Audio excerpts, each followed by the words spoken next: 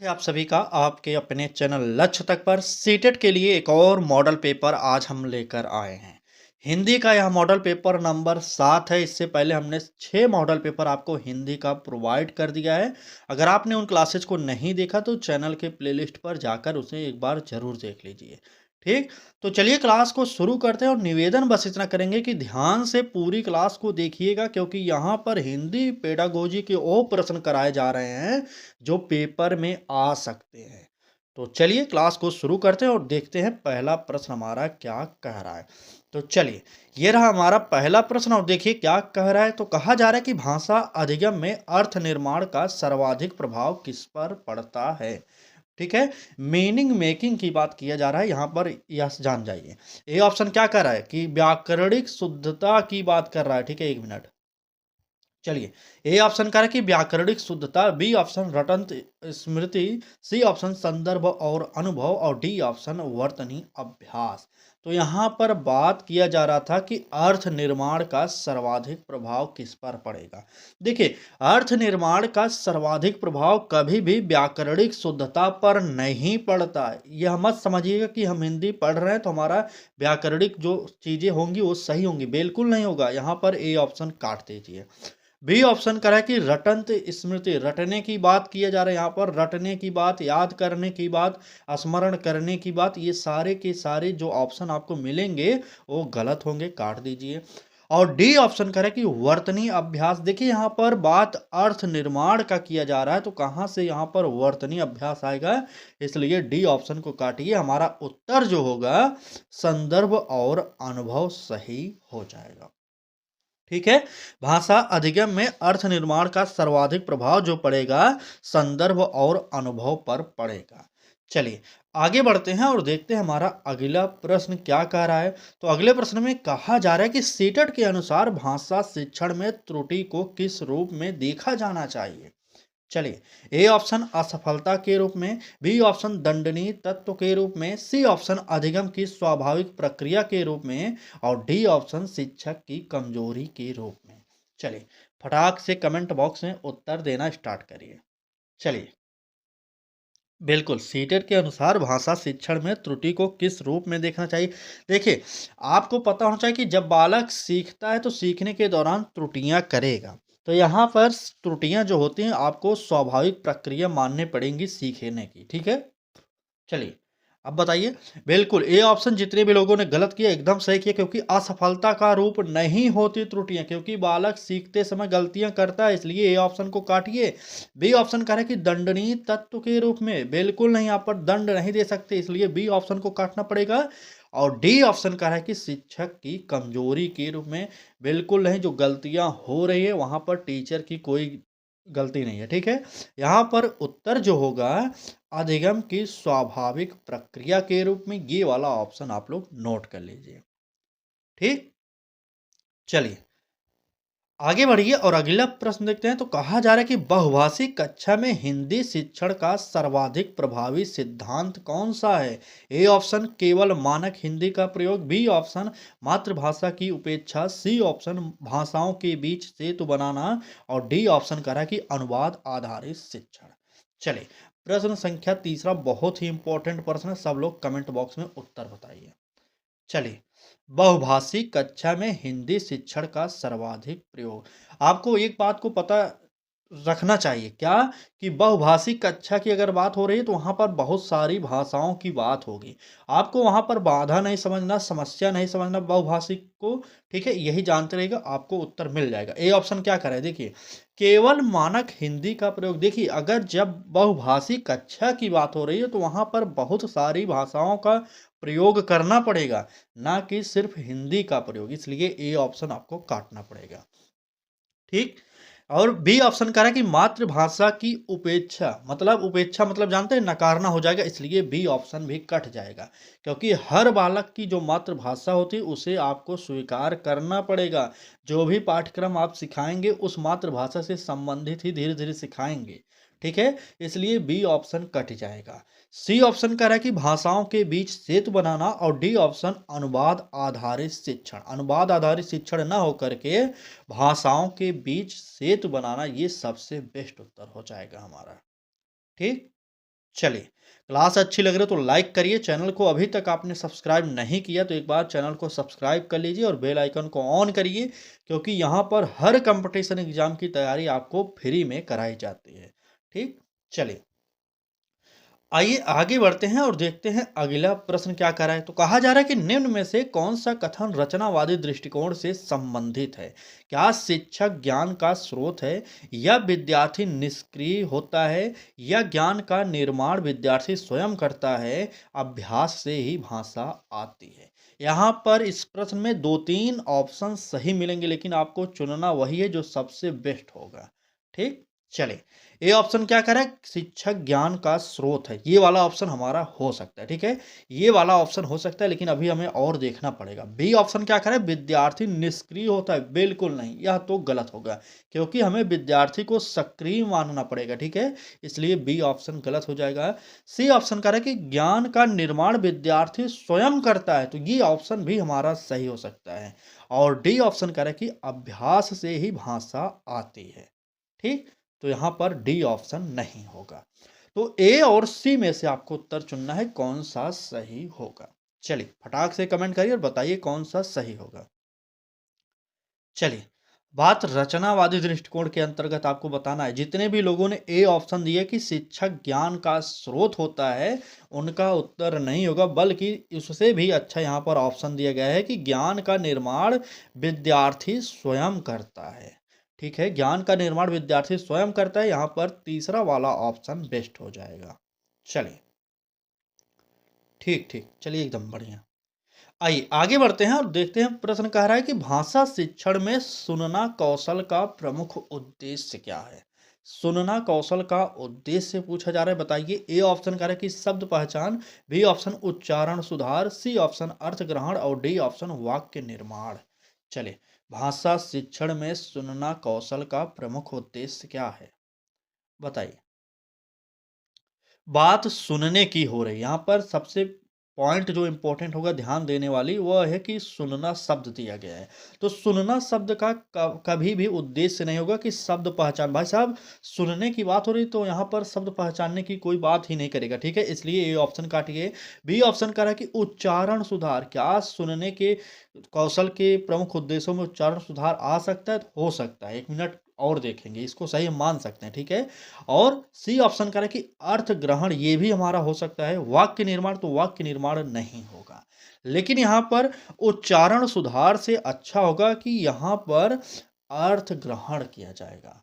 ठीक, उच्चारण सुधार कैसे करेंगे? जैसे कोई टीचर है, कोई शब्दों को बता रहा है, बालक त्रुटियां कर रहा है, तो टीचर की बात को सुनकर, शब्द को सुनकर बालक उच्चारण अच्छा से कर सकता है। इस प्रकार से उच्चारण सुधार भी हो सकता है।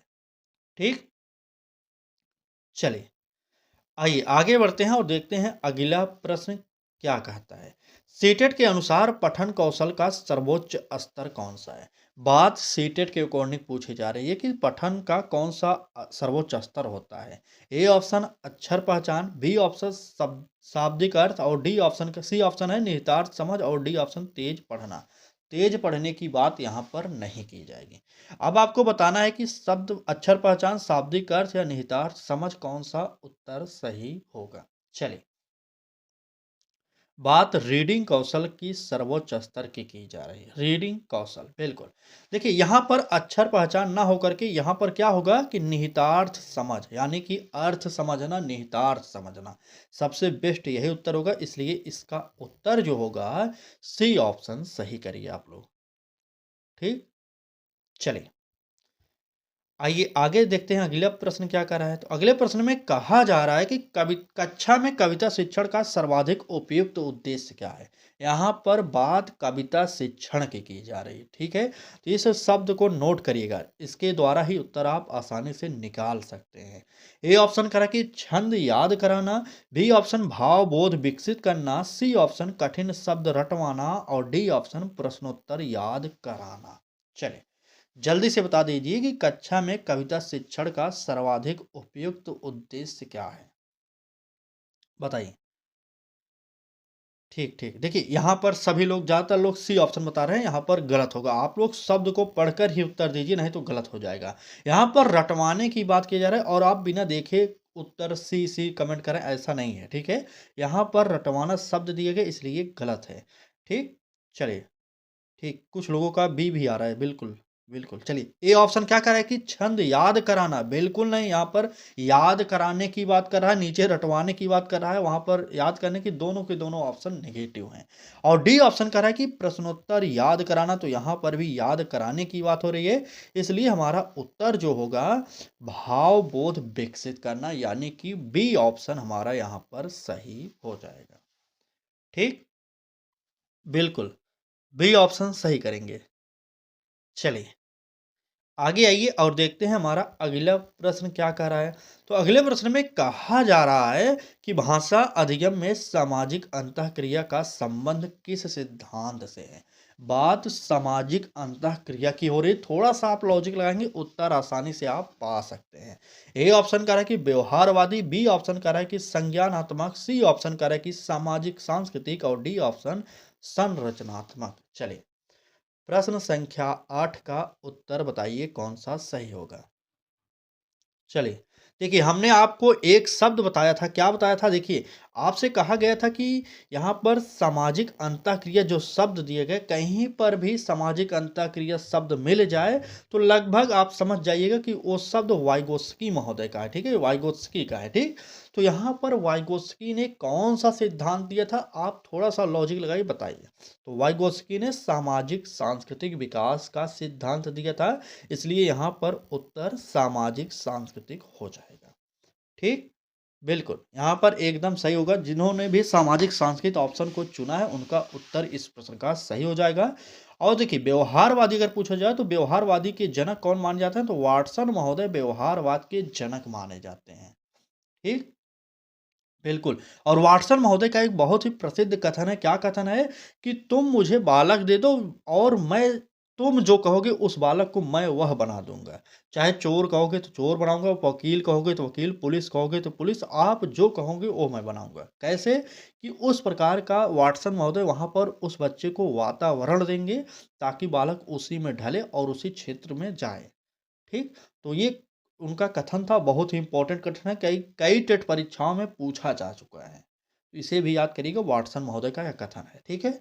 चलिए, बिल्कुल, यहाँ पर तीसरा ऑप्शन सही कर लीजिए। आइए आगे बढ़ते हैं और देखते हैं हमारा अगला प्रश्न क्या कह रहा है।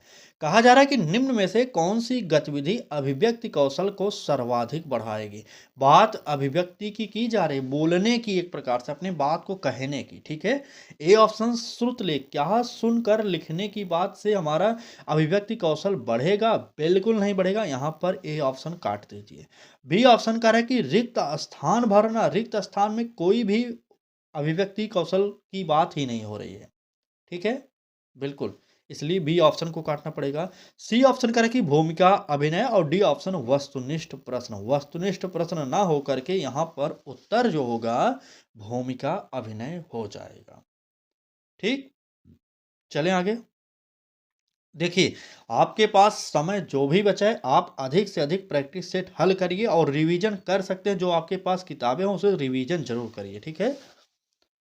बिल्कुल, प्रैक्टिस सेट से फ़ायदा ये होता है कि अधिक से अधिक क्वेश्चन आपको देखने को मिल जाते हैं और अधिक से अधिक शब्दों को आप जान भी जाते हैं, ठीक? चलिए, और सीटेट पूरी समझ पर आधारित होता है, ना कि रटने पर, ये भी जानते होंगे आप। आइए आगे बढ़ते हैं, अगला प्रश्न देखिए, कह रहा है कि बालक की भाषा में कोड मिक्सिंग का अर्थ है। कोड मिक्सिंग का अर्थ क्या होता है? भाषा दोष होता है, व्याकरणिक त्रुटि होती है, दो भाषाओं का स्वाभाविक मिश्रण होगा, या अशुद्ध भाषा प्रयोग होगा। चलिए, बताइए बालक की भाषा में कोड मिक्सिंग का अर्थ क्या होगा? तुरंत बताइए। देखिए, भाषा दोष नहीं होगा, कोड मिक्सिंग का अर्थ कभी भी भाषा दोष नहीं होगा, ना ही व्याकरणिक त्रुटि होगा, ना ही दो भाषाओं का स्वाभाविक मिश्रण होगा, और अशुद्धि की बात यहाँ पर करेंगे नहीं, ठीक है। तो यहाँ पर उत्तर बिल्कुल यही हो जाएगा, यहाँ पर गलती से बोल दिया था, ठीक। चलिए, यहाँ पर दो भाषाओं का स्वाभाविक मिश्रण, ये वाला ऑप्शन जो है सही होगा, क्योंकि कोड मिक्सिंग का अर्थ यही होता है, ठीक। बिल्कुल, क्लास अच्छी लग रही हो तो लाइक करिए और अपने मित्रों तक इस क्लास को एक बार ज़रूर शेयर करिए, ठीक है? चलिए, आइए आगे बढ़ते हैं। अगला प्रश्न देखिए, कह रहा है कि हिंदी शिक्षण में पूर्व ज्ञान का उपयोग आवश्यक है। क्यों आवश्यक है ये आपको बताना है। ए ऑप्शन कह रहा है कि पाठ्य पुस्तक पूर्ण कराने हेतु, बी ऑप्शन कह रहा है कि समय बचाने हेतु, सी ऑप्शन नए ज्ञान से जोड़ने हेतु और डी ऑप्शन मूल्यांकन सरल बनाने हेतु। चलिए बताइए, हिंदी शिक्षण में पूर्व ज्ञान का उपयोग क्यों आवश्यक है। चलिए, प्रश्न संख्या 11 बिल्कुल ठीक ठीक। देखिए, पाठ्य पुस्तक पूर्ण कराने हेतु ये कभी भी ऑप्शन नहीं होगा, क्योंकि पूर्व ज्ञान का उपयोग हम बालक के नए शब्दों को सिखाने के लिए, नए शिक्षण रणनीतियों को अपनाने के लिए करते हैं। ठीक है, यहाँ पर ये जानते रहेंगे, इसका अर्थ पूर्व ज्ञान से ये होगा। कुछ भी हम सिखाएंगे बालक को तो बालक के पूर्व ज्ञान को ध्यान में रखकर ही सिखाएंगे, क्योंकि बालक अगर सीखेगा तो अपने पूर्व ज्ञान से संबंधित चीजों को पहले सीखता है। ठीक है? तो चलिए बी ऑप्शन क्या करें, समय बचाने हेतु। हमने आपसे पहले भी बता दिया है कि समय बचाने के लिए, समय नष्ट करने के लिए, समय बर्बाद करने के लिए अगर आपको इस प्रकार के से ऑप्शन मिले तो आप तुरंत काटिएगा, क्योंकि ये नेगेटिव होते हैं। ठीक? चलिए, सी ऑप्शन नए ज्ञान से जोड़ने हेतु और डी ऑप्शन मूल्यांकन सरल बनाने हेतु। तो यहाँ पर मूल्यांकन की बात ना करके पूर्व ज्ञान का उपयोग इसलिए आवश्यक होता है क्योंकि नए ज्ञान से जोड़ने के लिए। ठीक? बिल्कुल, अभी मैंने जस्ट यही बात बताई है आपको, ठीक है? चलें, आइए आगे बढ़ते हैं और अगला प्रश्न देखते हैं। तो अगले प्रश्न में कहा जा रहा है कि निम्न में से कौन-सा मूल्यांकन भाषा शिक्षण में सर्वाधिक उपयोगी है? केवल वार्षिक परीक्षा होगा, इकाई परीक्षण होगा, सतत एवं व्यापक मूल्यांकन होगा या मौखिक परीक्षा होगा?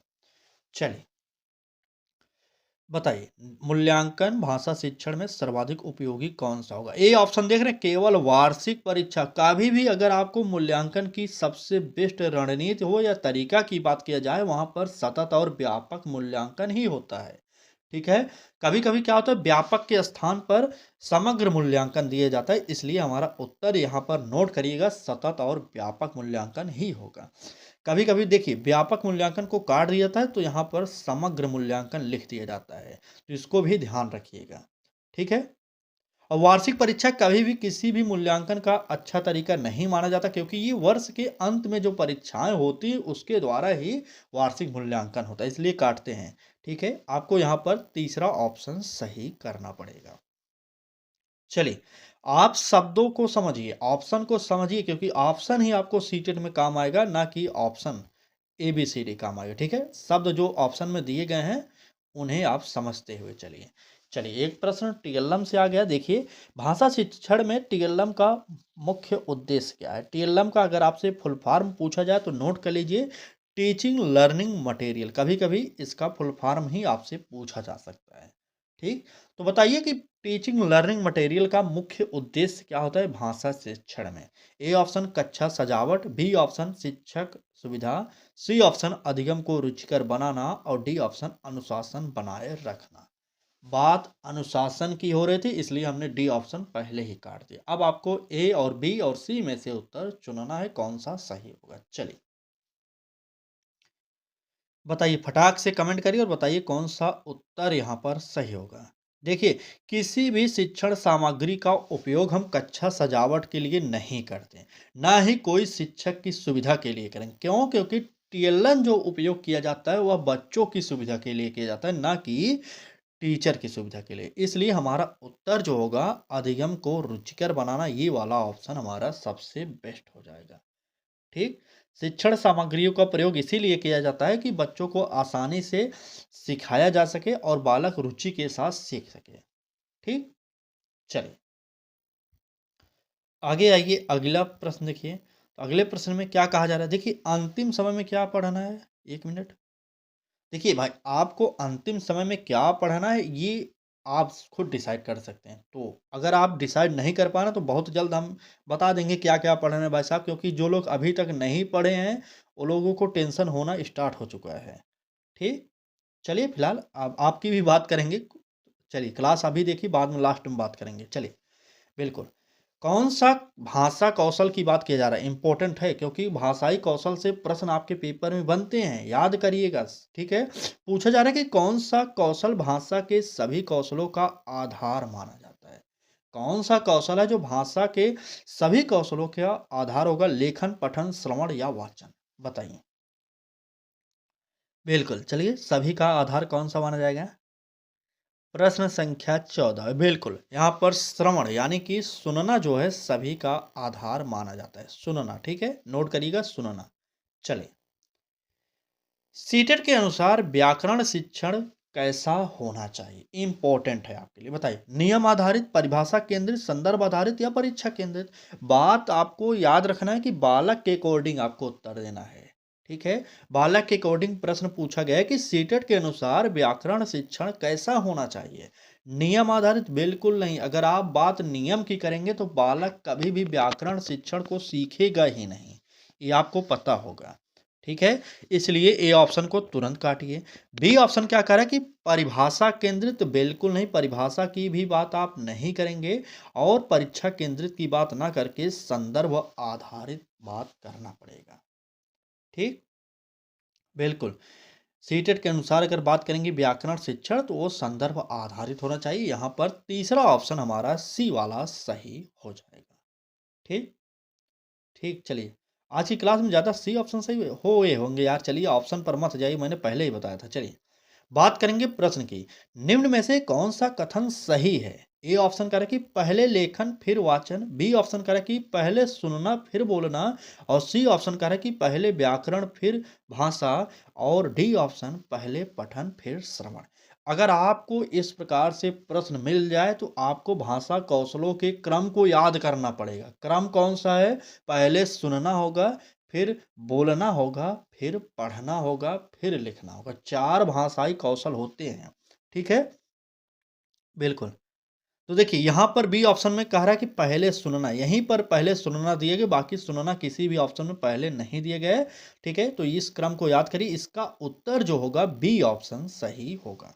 बिल्कुल, प्रश्न संख्या 16 का बी ऑप्शन सही हो जाएगा। चलिए आपने कहा सी, सी यहाँ पर बी हो गया। चलिए देखिए, अगर आपको भाषाई कौशलों के क्रमों को जानना है तो एक शब्द को नोट करिए, ठीक है? क्या? सुबोपाली, ठीक?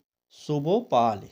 इस शब्द को नोट कर लीजिएगा। 1 मिनट, चलिए इस प्रश्न का पहले उत्तर बी ऑप्शन नोट कर लीजिए, आगे बढ़िए तब आके बताते हैं। चलिए यहाँ पर नोट करिए, सुबोपाली, ठीक? सुबोपाली। लिखिए। अब देखिए इसमें कैसे आप याद करेंगे भाषा कौशलों के क्रम को, तो यहाँ पर सु से क्या होगा? सुनना होगा, बो से बोलना होगा, प से पढ़ना होगा और ली से लिखना होगा। तो सबसे पहले सुनना आ जाएगा, ठीक है? नोट करिए। फिर बोलना आ जाएगा, नोट कर लीजिए, ठीक? प से पढ़ना हो जाएगा, ठीक है? और ली से लिखना कर लीजिए। चलिए ली से लिखना बना लीजिएगा, ठीक है?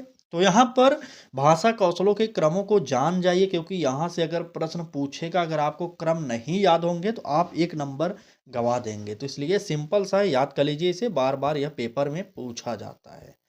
आइए आगे बढ़ते हैं और अगला प्रश्न देखते हैं। कह रहा है कि बाल साहित्य का प्रमुख उद्देश्य क्या होता है? नैतिक उपदेश देना, भाषा नियम सिखाना या आनंद व संवेदनशीलता विकसित करना या परीक्षा की तैयारी?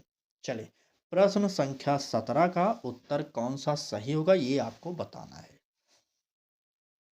चलिए, बाल साहित्य का प्रमुख उद्देश्य। देखिए, यहाँ पर बाल साहित्य का कभी भी उद्देश्य नहीं होगा कि नैतिक उपदेश दिया जाए। भाई साहब बालक छोटा है, कक्षा 1 से 8 तक का बालक, आप ही सोचिए किस प्रकार का होगा।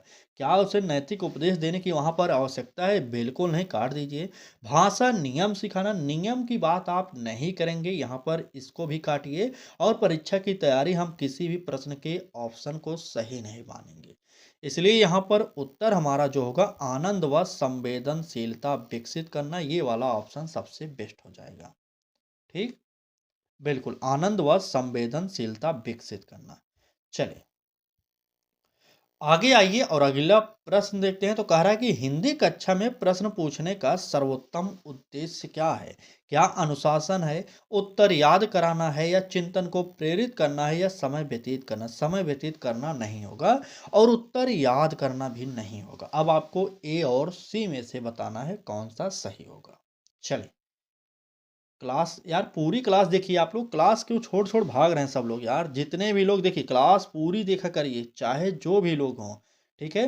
तो हमारे साथ यही होता है कि हज़ारों बच्चे हमारे साथ पढ़ने के लिए जुड़े हैं, लेकिन वो पढ़ाई कर नहीं रहे, बाद में जब पेपर हो जाएगा तो कमेंट में आकर कहेंगे सर हमारा रिज़ल्ट नहीं हुआ। तो रिजल्ट कैसे होगा भाई साहब? जब जुड़े हैं पढ़ने के लिए, आप पढ़ाई ही नहीं कर रहे हैं, तो रिजल्ट कैसे होगा आप बताइए? वही है कि हर साल आपको फार्म भरना पड़ेगा, हर साल 1000-1200 रुपए खर्च करना पड़ेगा और रिजल्ट के नाम पर वही होगा कि 1-2 नंबर से आप लोग फेल हो रहे हैं। ठीक? चलिए, बाकी आपकी इच्छा है, आप पढ़िए या ना पढ़िए, हमारा तो काम है पढ़ाना, हम पढ़ा रहे हैं। अपनी तरफ से 100% कोशिश कर रहे हैं कि आपको 100% नंबर भी दिलाया जाए। ठीक है? पास मार्किंग 100%, ये नहीं कि पूरा 150 नंबर। ठीक? बाकी थोड़ा-सा आप अतिरिक्त एफर्ट लगा देंगे तो हो जाएगा काम, नहीं तो जो लोग पढ़ रहे हैं, पढ़िए भाई, क्योंकि समय बहुत कम है। ठीक? चलिए, वैसे भी आपको पता होगा कि लगभग 25 लाख फार्म पड़ा है सीटेट में, तो 25 लाख में हमने पहले ही बता दिया कि 25 लाख में मात्र रिजल्ट कितने का होगा, 6 से 7 लाख लोग ही पास होने वाले हैं। याद कर लीजिए, 18 से 19 लाख लोग जो हैं ना फेल होने वाले हैं, एक लिख कर ले लीजिएगा। क्योंकि सीटेट को हल्के में ले लेते हैं लोग ना, सोचते हैं कि ये तो अंतिम समय में पढ़कर पास हो जाएँगे। कोई टेट की परीक्षा नहीं है सीटेट कि रट कर आप पास करेंगे। टेट की परीक्षा को रट कर पास किया जा सकता है, किसी भी राज्य की देख लीजिए। लेकिन सीटेट समझ पर आधारित होता है, ठीक? शब्दों को समझिए, क्योंकि शब्द ही एक ऐसा माध्यम है जो आपको पेपर में काम करा सकता है, ठीक? चलिए, बात करेंगे इस प्रश्न के उत्तर की, तो यहाँ पर चिंतन को प्रेरित करना नोट कर लीजिए, तीसरा वाला ऑप्शन सही होगा। ठीक, चलिए। आइए आगे बढ़ते हैं और देखते हैं हमारा अगला प्रश्न क्या कह रहा है। कहा जा रहा है कि भाषा शिक्षण में समावेशी शिक्षा का अर्थ है। बात समावेशी शिक्षा की जा रही है, तो आपको एक बात को ध्यान में रखना पड़ेगा कि प्रत्येक बालक विशिष्ट होगा और सभी बच्चों को समान रूप से देखेंगे आप टीचर के तौर पर, ठीक है? चलिए, ए ऑप्शन क्या करें, केवल मेधावी छात्रों पर ध्यान, बिल्कुल नहीं, अभी जस्ट मैंने बताया। बी ऑप्शन सभी बच्चों की भागीदारी, ये हो सकता है। सी ऑप्शन समान प्रश्न पत्र, बिल्कुल नहीं, क्योंकि समावेशी शिक्षा के अंतर्गत कई प्रकार के बालक होते हैं, कोई मंद बुद्धि का, कोई तीव्र बुद्धि का, कोई सामान्य बुद्धि का। अगर आपको एक ही प्रकार के प्रश्न पत्र प्रोवाइड कराना है तो वह मत करिए आप लोग, ठीक? क्यों? क्योंकि बालक सीखेगा नहीं। तेज जो जिसकी बुद्धि तेज है वो तो सीख जाएगा, जिसकी मंद बुद्धि है वो कैसे सीखेगा? इसलिए सी ऑप्शन काटिए। कठोर अनुशासन की बात ना करके यहाँ पर उत्तर जो होगा सभी बच्चों की भागीदारी, यानी कि बी ऑप्शन सही हो जाएगा, ठीक? बिल्कुल, बी ऑप्शन सही होगा। आगे आइए और अगला प्रश्न देखिए। देखिए, आपको कमेंट बॉक्स में ज़रूर बताना है कि यह मॉडल पेपर आपको कैसा लग रहा है, ठीक? बात करेंगे प्रश्न की, कह रहा है कि निम्न में से कौन-सी विधि संप्रेषणात्मक भाषा शिक्षण से जुड़ी है? बात संप्रेषण की हो रही है, संप्रेषण मतलब बोलना, ठीक है? यह जानते रहिएगा। जहाँ पर बातचीत हो रही हो उसी को हम संप्रेषण समझेंगे ऑप्शन के अकॉर्डिंग। ए ऑप्शन व्याख्यान विधि, यहाँ पर व्याख्या की बात की जा रहा है, काट दीजिए। अनुवाद विधि, अनुवाद नहीं होगा। संवाद एवं चर्चा, ये हो सकता है, रटंत अभ्यास नहीं होगा। यहाँ पर उत्तर जो होगा संवाद एवं चर्चा संप्रेषणात्मक भाषा शिक्षण से जुड़ा है, ठीक है? तो यहाँ पर इस प्रश्न का उत्तर तीसरा ऑप्शन सही हो जाएगा। आइए आगे बढ़ते हैं, अगला प्रश्न देखेंगे। अगले प्रश्न में कहा जा रहा है कि हिंदी में लेखन कौशल के विकास के लिए क्या आवश्यक है? क्या केवल व्याकरण होगा, सतत अभ्यास और प्रतिक्रिया होगा, कठिन विषय, लंबी परीक्षाएं? तो ये देखिए, यहाँ पर सिंपल सा उत्तर दिखाई दे रहा है। उत्तर कमेंट बॉक्स में सब लोग एक तरफ से करेंगे। चलिए, अब तो आखिरी समय यार, अब तो पढ़ लो, सब लोग पढ़िए यार, सब तक क्लास को पहुंचाओ एक बार। जितने भी आपके मित्र हैं, एक बार इस क्लास को अपने मित्रों तक शेयर करिए और वहां पर लिखिए कि भाई साहब आखिरी समय है, अब पढ़ लीजिए, नहीं तो रिजल्ट गड़बड़ हो जाएगा। इतना तो कर जाइए, ठीक है? आपके मित्र हैं तो आप थोड़ा उन्हें सचेत कर दीजिए, ठीक? चलिए, बिल्कुल। यहाँ पर लंबी परीक्षाएँ नहीं होगा, कठिन विषय गलत है, व्याकरण की बात नहीं करेंगे। यहाँ पर उत्तर जो होगा सतत अभ्यास और प्रतिक्रिया, ये वाला ऑप्शन यानी कि बी ऑप्शन सही हो जाएगा, ठीक? आइए आगे बढ़ते हैं, अगला प्रश्न देखते हैं। अगले प्रश्न में कहा जा रहा है कि सीटेट के अनुसार आदर्श भाषा शिक्षक का प्रमुख गुण क्या है? बात शिक्षक के गुण की जा रही है। ए ऑप्शन कठोर अनुशासन, बिल्कुल नहीं, टीचर कभी भी क्लास में कठोर अनुशासन नहीं बनाएगा। कठोर की बात छोड़िए, अनुशासन ही नहीं बनाएगा, ठीक है? इसलिए ए ऑप्शन काटिए। बी ऑप्शन कह रहा है कि विषय का डर पैदा करना है। अगर आप विषय का डर ही पैदा कर देंगे तो बालक सीखेगा कैसे? इसलिए बी ऑप्शन भी काटिए। सी ऑप्शन कह रहा है कि संवेदनशीलता और धैर्य, और डी ऑप्शन केवल परीक्षा परिणाम। बात परीक्षा परिणाम की ना करके संवेदनशीलता और धैर्य की करेंगे। ठीक, बिल्कुल। यहाँ पर उत्तर जो होगा सी ऑप्शन हमारा सही हो जाएगा। चलिए, तो ये रहा आज का मॉडल पेपर। आपको क्लास कैसी लगी कमेंट बॉक्स में ज़रूर बताइएगा, और क्लास अच्छी लगी तो लाइक करिए। चैनल पर पहली बार आए तो सब्सक्राइब करके बेल आइकन को ऑन कर लीजिए, क्योंकि यहाँ पर आपको सभी कंपटीशन एग्जाम की तैयारी फ्री में कराई जाती है। ठीक, तो चलिए, आज का यह मॉडल पेपर कैसा लगा ये आपको कमेंट बॉक्स में बताना है। और साथ में अब आखिरी समय में आपको कौन सी परेशानी हो रही है, क्या टेंशन हो रही है, अगर आप पढ़ाई से संबंधित कुछ बातों को पूछना चाहते हैं तो कमेंट बॉक्स में ज़रूर पूछिए। ठीक, चलिए, बाकी ज़्यादा प्रेशर लेने की ज़रूरत नहीं है, परीक्षा में अच्छा स्कोर आएगा। थोड़ा सा पॉजिटिव में सोचिए। पढ़ाई आपने अगर की है तो पॉजिटिव रहिए, अगर पढ़ाई नहीं की तो अभी भी समय है, पढ़िए अच्छे से। ठीक है, चलिए क्लास को समाप्त करते हैं। धन्यवाद।